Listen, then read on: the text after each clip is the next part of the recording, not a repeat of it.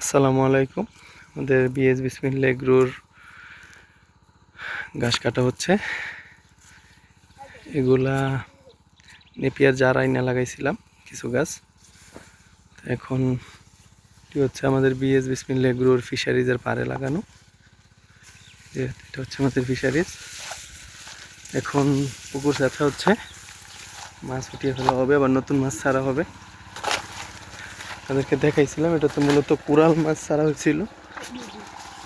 এই মেশিন লাগানো, এখন হয়তো আর 2 দিনের ভিতরে মাছ ধরে ফেলা হবে।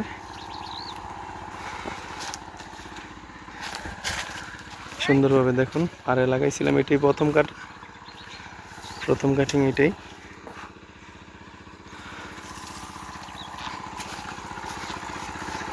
এখানে সব গাছ লাগানো হয়েছিল, আমাদের গ্রামের ভাষায় বলা হয় সাউলা ঘাস।